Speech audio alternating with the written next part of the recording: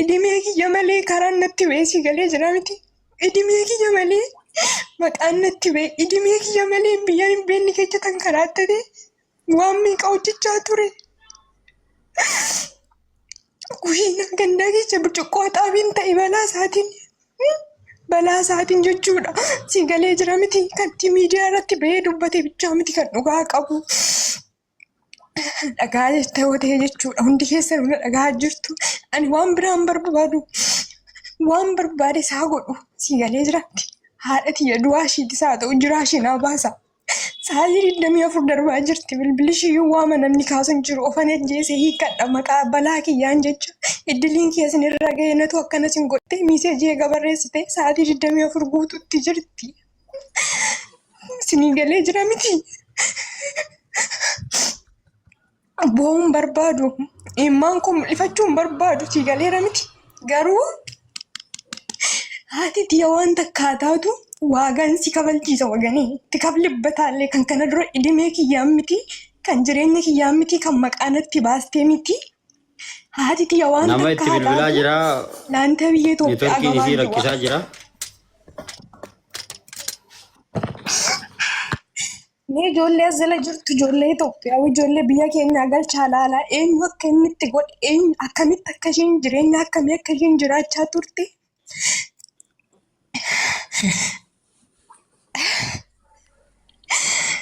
Bareedduu kana dhagayuun bari waan gaarii. Homaa isiniin hin jedhu. Laali ittiin hima obboleettii koo wanta akkasiin hin jedhu iddiliin narra ga'e kuni.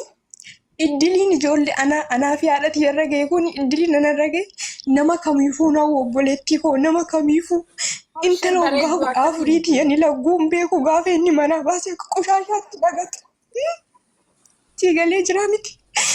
Balee gara fayyadamu. Dhagaa jirtu horii hundi keessanuu har'a tabaddaa inni shiidha si galeera miti.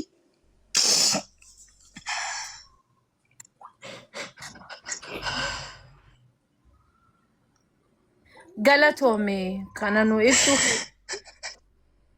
nagaa rabbii isii haa godhu amtuun isiin argatini jechi namaa uumaa naman godhuti qabaadhu jabeenyaan as ga'uun kee waan guddaadha.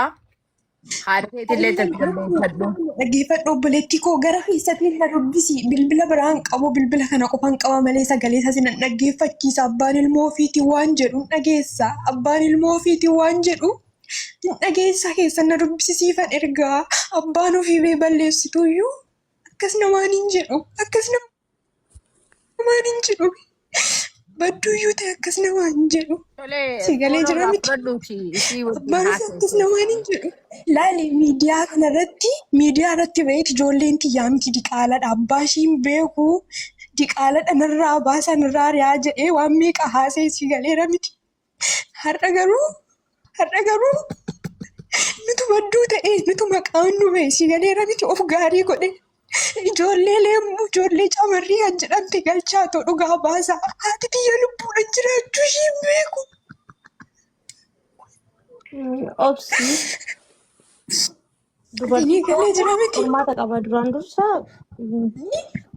Ani maal keessaa akka hin darbinatu beeka edmee kiyya malee waan meeqa akka hin arginatu beeka balaa isaatti obboleettii. namoota waan kana ni godhan jettee ati beektus yoo jiraatte isumarraa dhugaa dhageenyaa jechuudha. Garuu ati akka abbaa ilmaaniitti rabbiin umrii dheertus yaa kennu ijoollee teetis qabadhu waan takka takkallee suuta baramaa isii wajjin walitti araaramuu barbaadnaan waa'ee isiidha isii wajjin haasofta. Amma immoo naa dhiheessaa isii jettee hawaasa keetitti iyyachuun feesisaadha natti fakkaata. Isiinillee yoo na dhageessee obboleettii tiyyaa yoon fi ilmaan kee gartee abbaa keenyaa fi nutillee akkanatti nu hiyyoomsita akka hin jenne qabeenyaanillee ijoollee yoon fi karaa kee arra godhatte boru sirraa mufatu. Abbaa keenyaan adda nu baaftee siin jaan. Akka akkas hin taane dhuguma jiru sanitti isinummaan mee keessaan miidiyaa gubbaatti illee haasa'uu yoon barbaanne bilbilii fi waliin dubbadhaan isiniin jan. Abbaa warree fi kafanee fiiti abbaan ilmaanii fi abbaa miti. Guutuu sagalee waa'ee naasee guutuu dhageettee jirta tan mareefu Rashiidan. Ndagenya laki sani bin sinje barte ko beetin de Irra deebiitti miisiin dhageenya as dhagaane yoorre hin beeku yeroo kiyyin jirtu itti madhu. Ani amma iddoo hin jirtu sin beeku. Sadeen manaa baate xarrii 17 manaa baate. Harri amma jiini kun ji'a 5ffaa keessa jirti. Biyya alaa jiraatte, biyya keessa jiraatte, akkuma jedhan biyya natti heerumte. Innaa iddoon ishiitti dhokattee jirtu hin beeku. Kanaaf ani silkii ishiillee hin beeku. Ijoolleen illee waliin haasawa qabu. Ijoolleen illee silkii nu kennaa jennaan didanii firrillee gaafannaa silkii ishiin qabnu. Silkii nu tiktookidhaan onlaayiniidhaan beekna malee ishiitu sarchinu malee nu hin beeknu jedhanii deebisan. Biyya ishiin jirtu eessa akka jirtu eessa akka maal taate tiktook irratti yeroo tokko tokko namni sarchinaa godha malee ollaa gannaa buusee naa erga malee ani iddoon ishiin jirtullee hin beeku. Kanaaf erga guyyaa gaafa manaa baatee xarrii bultii 17 manaa baatee naan bilbillee agaammaa jecha akka jirtu sin beeku. Naa bilbilteetis hin beeku. Kanaasaa waliin qaban ijoolleedhaan haasa'u qabdi. Buzaayyoo waganeetii fi madaaniitu waganee kan jedhaman hin jiru.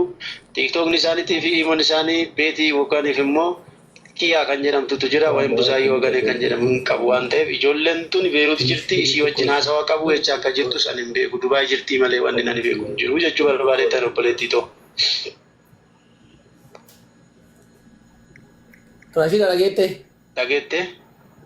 Haalanis dhagee jira baratti jalatti barreesseetu naa deebisuu didde amma maal si fakkaata isiin heerumtee fi biyyaa baatee fi biyya jiraatte ana kan biyyaa baate natti fakkaata reefu obboleettiin isii akka bochu suni madaamii isii bilbila isii hin qabu jette ogurraan qalbeeffattanii dhaggeeffattan sinigalee amma gaa namni ogguu biyya alaa bahee isin jireenya keessan jijjiiruudhaaf yoo baate nu dhagaa jirtii natti fakkaata namni biyya alaa jiru ni dhaggeeffata bakka yurraa'u tiktaak irraan dhabamu miidiyaa kana yoo arran dhageenyallee guyyaa biraan dhageessii jechuu kanaafuu ati dhaamsi isiif qabu hammeenya otoo hin taane haadha ilmaan keetii namni illee gorsee yoo karaa malee isii deemsise akka ati dhimma irraan qabaan jireenya kee qoffachuu barbaadu dhaamsa dabarfadhuun siin ja'an akka nama tokkotti. Kanatti malee akka amma miira keessa seentee namoota maqaa gooyitee isiillee akkasitti gartee narraa fuudhanii ani viidiyoo hedduu anin dhaggeeffadhee fi beeka. Wanni qurxii nyaachisanii maarree narraa godhanii akkanatti deemsisanii isin ijoollee miti nama guddaadha. Badii namni ni godha yoo godhellee irraa deebi'a. Garuu namni itti deebi'an kun nama simatu moo nama siman nama xiiqii sirraa bahuu barbaadu. Haasawa irraa namni namaaf gala. Angorsi xiyyaatiif kana. Oo dandeesse nama jibbaa irraa qabu natti hin fakkaattu.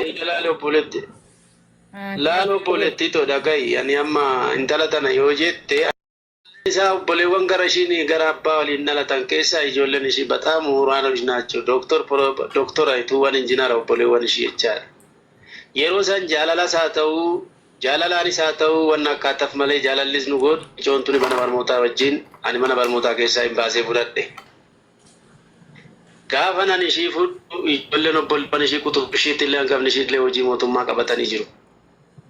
Ani garuu anaaf jettee jaalalaatiif jettee intalli tuni anaa wajjin makaraas beelas deebus waa hunda dandeessee waan keessa dabarre amma odoonaa sa'ee hin dhumu miidiyaa irratti haasa'uun hin danda'amu amma kana waan ta'eef ishiin isin beetti sadarkaa obboleewwan ishii biraa hin hafini isaanii obboleewwan ishiitii gadi akkam bullee obboleewwan ishii baratanii abbaan ishii nama baratee iddoo sanan isaan kuubaadhee ishiin illee nama barattee yookaan iddoo tokko abbaan teessuu danda'u iddoo tokko hin galchaa ture har'ammoo garuu egaa carraa ishii hidhamee ani carraan koo hidhamaadha barmoonni kiyyallee gadi aanaadha waan ta'eef carraan koo egaa hidhamee carraa biyya arabaa kana namni hundi hin argatu hunduu dhaquunuu dhabee bu'a jedhee intala tara guyyaa gizee afraffaan yeroo afraffaa biyya arabaatti deebitee Duubaay afurii fi ji'a 9 deebuu ishiiti amma.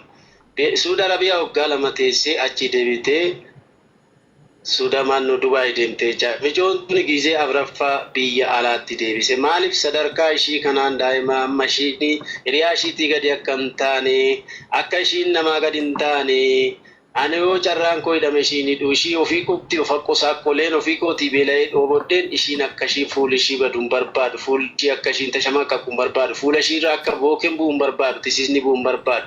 Ani nama akkanaati har'allee borullee taanaan haadha maatii kootiiti haadha manaa kootii.